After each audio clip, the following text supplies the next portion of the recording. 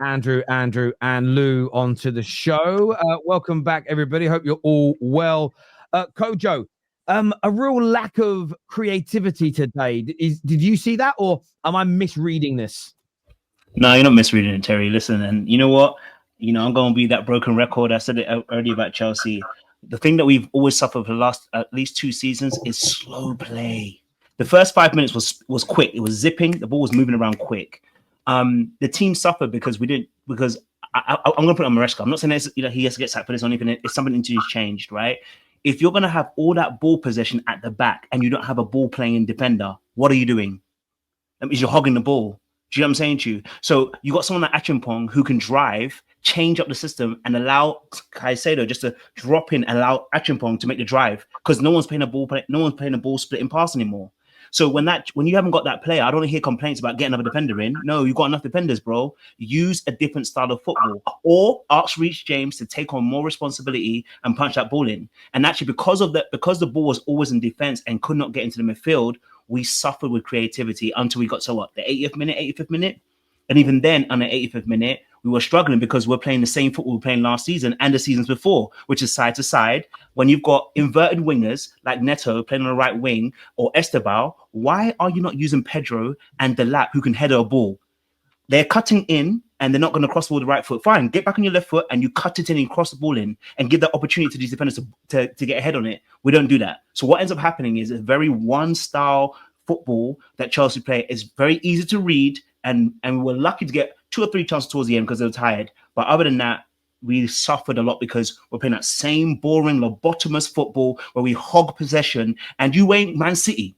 I need Maresca to get that in his head. We're not Man City. So when you're hogging the football at the back and you haven't got people finishing stuff, this is what we get.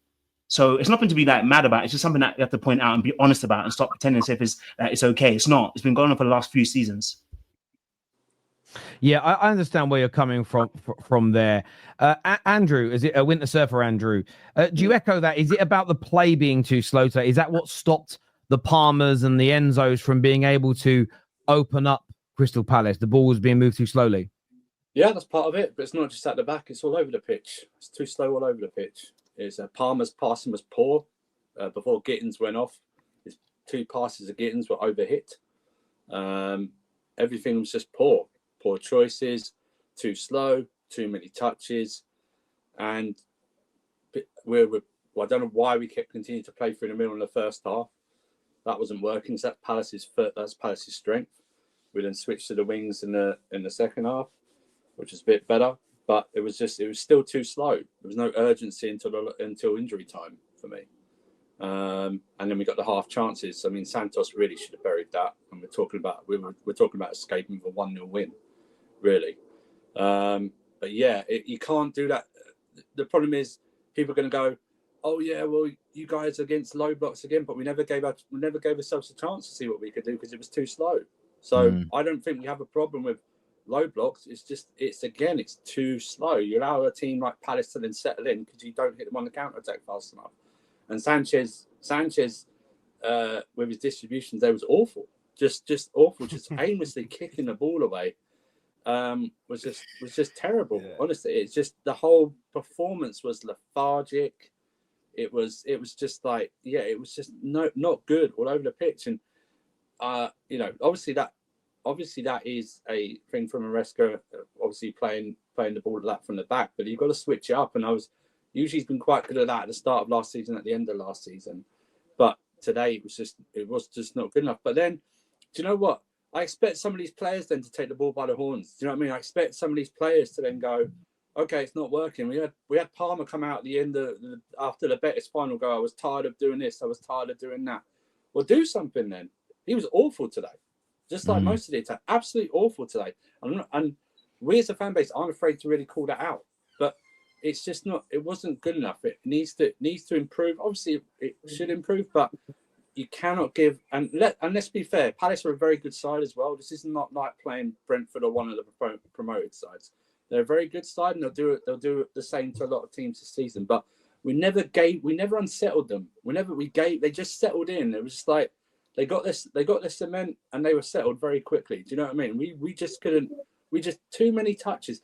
I mean, how many times probably, and also, Terry, on a side note, the atmosphere of that home ground disgraced the atmosphere of the home stadium. It's like a morgue. It really is. And I know people that go, oh, well, the team really didn't do much to get the fans up. Well, the fans have got to give it back as well, Terry. Do you know what I mean? It's just like a library. I could hear a pin drop. I swear, I heard people's phones go off in the crowd. Messages. I swear I heard it. That's how rubbish the atmosphere was. I hear that. I'm going to go to Lou. Lou's obviously a Man United fan, so you're a rival. How did you see Chelsea's performance today? Do you agree with what the boys have said? Too slow, individuals not performing. What was your assessment of it? Yeah, I agree basically for the most part with what the lads have said there. Like, if I was a Chelsea fan, I would have been disappointed with that today. Do you know what I mean? Like, if we go out and we perform like that today and haven't seen the team, I'm not overly confident. I would be so disappointed with that. So I'm sure we'll get to that later on. But like that, when we did our predictions for the Premier League, I actually put Chelsea to win, which was controversial in the group chat in the first place. And after today, they haven't overawed me completely. Now look, the same with every other match reaction we've done this far. We do have to remember, look, it is game week 1. It is the first game of the season. But you don't get a second chance to make a first impression. And that was Chelsea's first impression this season. And it absolutely just wasn't good. You do have to remember, Crystal Palace are a very, very good team. It was never going to be a walkover.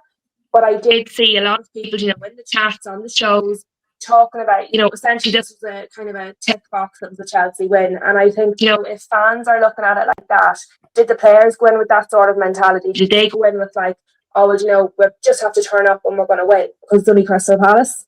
So again, I think part of, not necessarily that they didn't have a pre-season, but it was almost like Chelsea treated this game as a pre-season game. Like they weren't ready to go. Like Chelsea came out, like they come out of the gates fast.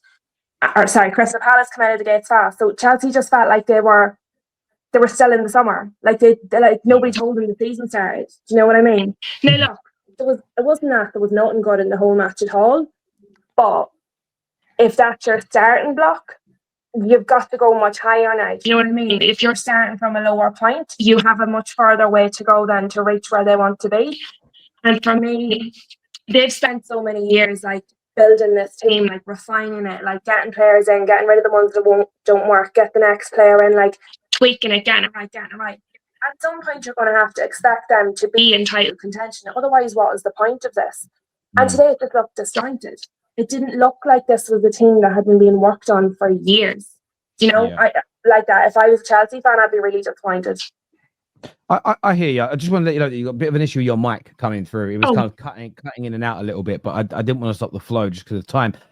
Quest, what did you make of today? Because there aren't too many things to really hang your hat on, other than the fact you dominated the ball and everything else. What was your review of today's game? Good, bad, and indifferent.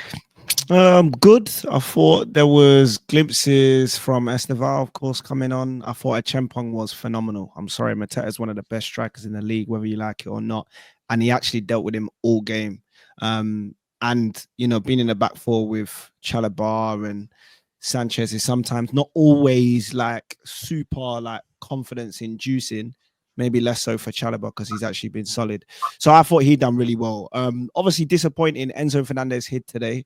He's got to take a long, hard look at himself because if you're going to be vice captain, we need you to show up when it's toughest. Palmer was missing today, and that is sad.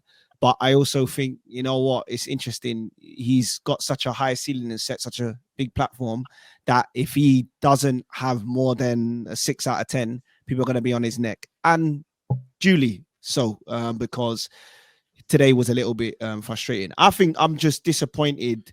I'm a little bit disappointed in Chelsea fans. I'm going to say that because I feel like there has to be nuance, but I understand the footballing space is not one for nuance.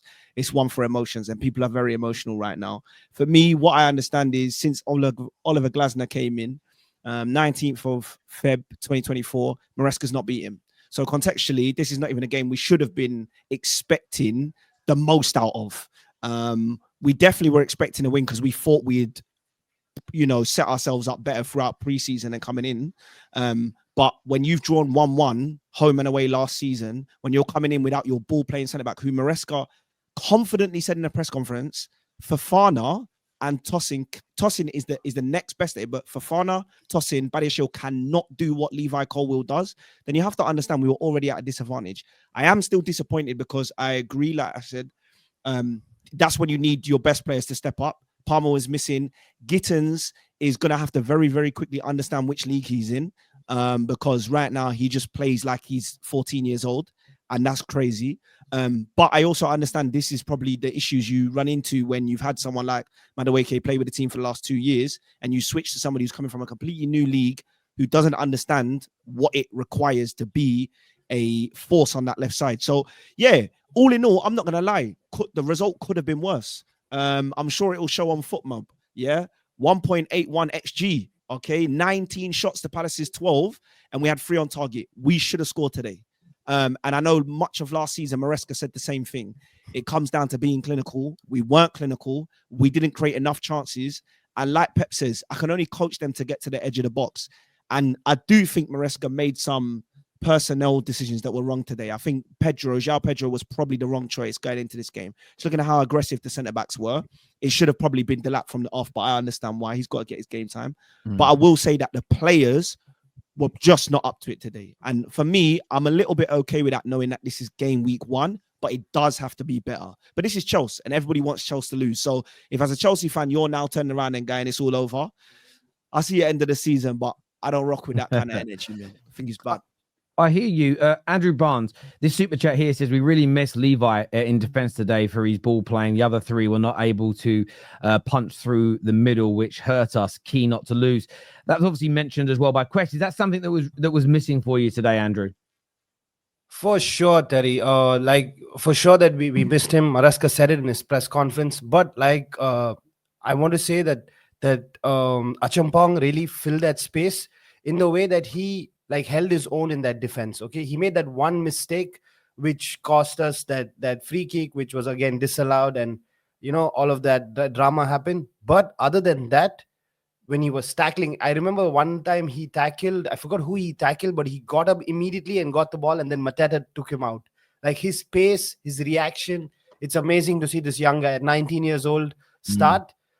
But yeah, so everybody already spoke about all the things that were not so good about this game. I want to talk about the positives and the things that I saw that were good. Estevao, as soon as he came on, he changed the atmosphere. There was people like Andrew mentioned it, my girlfriend was watching the game with me for the first time ever, and she asked me, is it normal that the stadium is quiet like that? And then I had to explain to her that it's a London team, and it's the posh London team, and that's why these guys are not as loud as you would hear. Although, to be honest with you, most Chelsea fans are actually quite working class. To be fair, they're most for sure. I mean, if you just search, if you just search what sort of the old Chelsea heads used to get up to and the political beliefs they've got, they're not posh, I tell you. I had to give us some sort of reason to be like, okay, my crowd or the team is not as bad. I had to justify that. But it was crazy. But as soon as Estevao came, and I think Kojo mentioned this in the group chat, it's not about his pace, it's about his tenacity. You can see the guy. At one point in time, there were 3 defenders on him, and he was still running with the ball, and he made the pass. No, I love how. Sorry, go on. Finish your sentence. Sorry. Yeah, so I just love how this guy has come, and I think you said it in your pre-log. You said that he's not let this pressure get to him. He's not he's come here to play. He's come here, and it's going to be difficult for this manager to keep him out of this starting 11. It is going to become difficult, and he'll have to figure. So Gideon has to be sharp. But he had the tenacity about him though to try and score and to try and move the ball quickly and to try and break a line, which I think was good. DR here says, I still think we can win trophies this season. Listen, Chelsea's season is not written off because of today. That'd be crazy.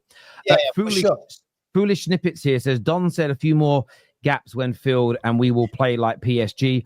All I saw was players sticking a leg out when Crystal Palace had the ball. Sanchez playing long balls. Pedro collecting the ball 4 meters sideline. That isn't how you move the ball quickly. No, I agree with you on that. Also, the VAR decision did stop me giving Don a bit of banter about it, because Donnarumma would have stopped that free kick, in my opinion. So I just for sure. That was a disgrace. Yeah, shot stopping is a very important part of football. It really, really is. A goalkeeper's job. Like a yeah. goalkeeper first should be a shot stopper, then he can play with his feet, I with agree. his, I don't know, whatever else he wants to play with, but like Yeah. he has to stop the ball first. Chelsea looked like they were playing a pre-season game and not the first game of the league. Yeah, Agreed. They're tired, man. They're tired. I hear it. Chelsea's No, but like, huge but squad. Sorry, I've got to get pretty stupid. We're like the end of sorry. Chelsea's huge squad of athletes and technical is why it's so slow. More permanent, a bit more expensive. Pertinent, sorry, a bit more expensive. Chelsea versus PSG needs to be the standard, though. Yeah, I hear you on that, and I think Chelsea have got time to get. I think Chelsea have got time to get to that level. Also, Crystal Palace don't play like PSG. So there isn't the space behind to run into, and you have to factor that in as well.